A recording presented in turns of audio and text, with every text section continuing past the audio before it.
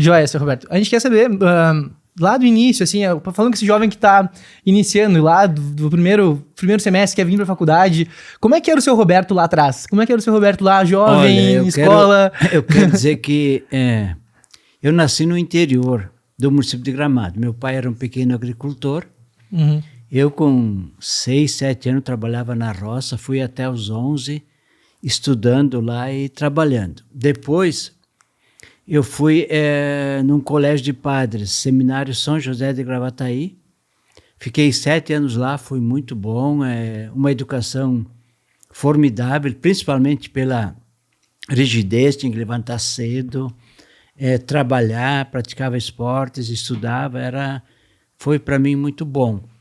Após isso, como meu pai era um pequeno agricultor, meu sonho era ser agrônomo, para ajudar os pequenos agricultores. Sim. Mas aí eu fiz vestibular para agronomia, não passei na Universidade Federal, mas aí como eu tinha que trabalhar, eu tinha que buscar outro curso. Sim. Aí fiz vestibular para administração de empresas e passei na segunda opção, que era ciências contábeis. E foi bom, porque administrar precisa de números. E ciências contábeis você aprende a administrar e aprende a cuidar dos números também. Foi muito bom esse período também. Eu trabalhava e estudava. Dentro desse trabalho, quer dizer que eu comecei como office boy na época. O que era office boy? Ele ia nos bancos, ele caminhava pela cidade, fazia todo o serviço de rua. Não tinha motoboy, era tudo de ônibus ou a pé, né? Correndo para tudo que é lado, mas deu uma aprendizagem muito grande. Isso já em Porto Alegre, daí? Isso já em Porto Alegre. Morava numa pensão, né? Pensão São Jorge, não me esqueço. Num quarto, nós estávamos de 3 pessoas, quarto pequeno, mas tudo isso valia a pena porque eu queria crescer. E aí fui, nesse primeiro emprego, como eu andava na rua, fui convidado por uma corretora de valores, na época, era Antônio de Lapierre. Trabalhei um tempo lá na contabilidade. Depois fui trabalhar numa outra corretora, que era a corretora Weinstein. Eu tinha, eu acho, 19, 20 anos, eu fui operador na Bolsa de Valores do Rio Grande do Sul. Comprava e vendia ações.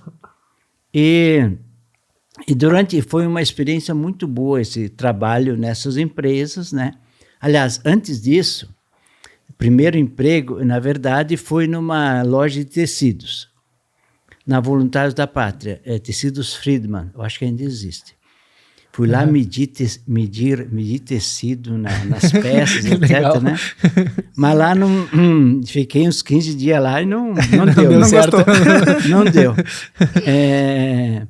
Mas aí depois engrenou, né? E trabalhei nessa de office boy.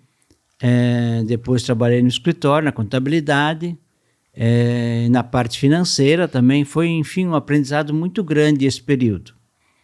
E aí, naquela época lá em Igrejinha,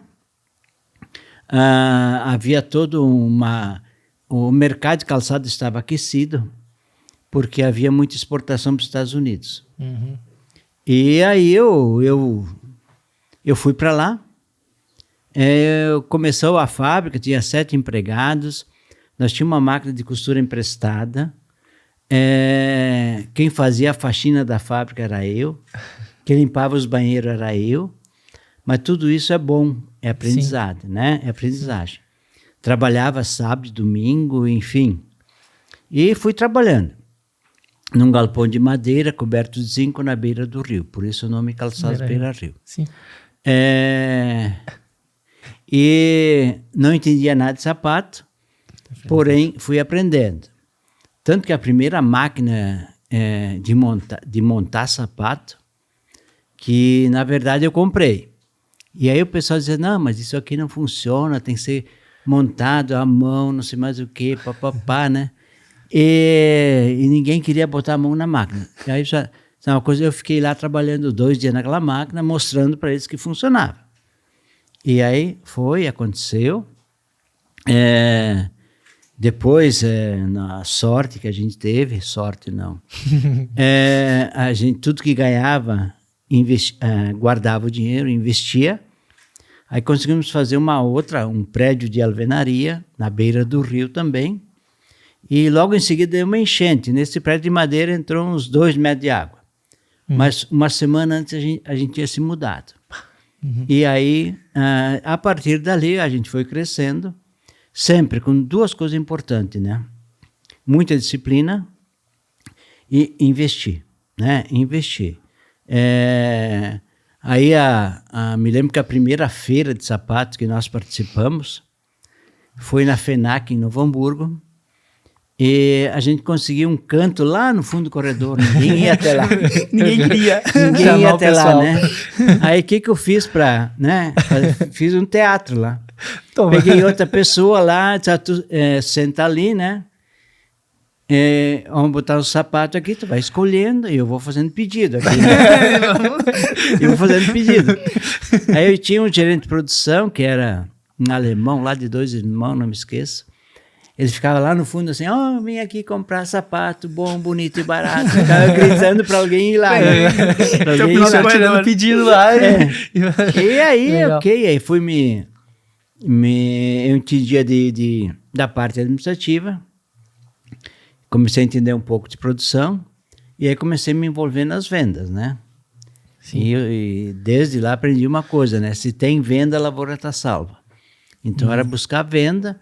E aí foi, né? E aí foi crescendo, enfim, chegamos até hoje aqui. Sim.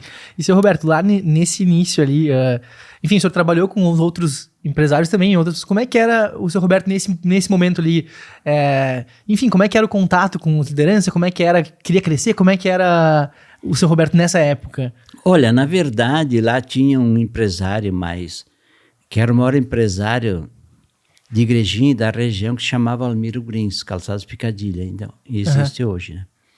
E era um senhor que eu gostava dele, a gente falava, enfim, eu pedia conselho para eles, porque nós era da diretoria da igreja, então através da igreja eu conheci ele, né? E aí me lembro que um dia lá eu tinha um cheque lá de um cara do Nordeste, lá que não sabia se ia e voltava, etc. Aí eu falei no seu Almiro, olha, eu estou precisando de dinheiro, eu tenho esse cheque aqui. Está bem, me dá o cheque aqui. Ele me trocou o cheque, devia ter uns 60 dias para frente. Aí disse, eu juro. Não, tu está começando, não tem juros. Então, eu aprendi muito com esses empresários mais velhos, né? Porque eles gostavam de ver alguém crescer. Gostavam de ver alguém crescer, desenvolver. E aí foi muito importante isso. E a gente vê, né, que a escola de um líder sempre é outro líder, né? Então a gente vê como outros líderes fizeram parte.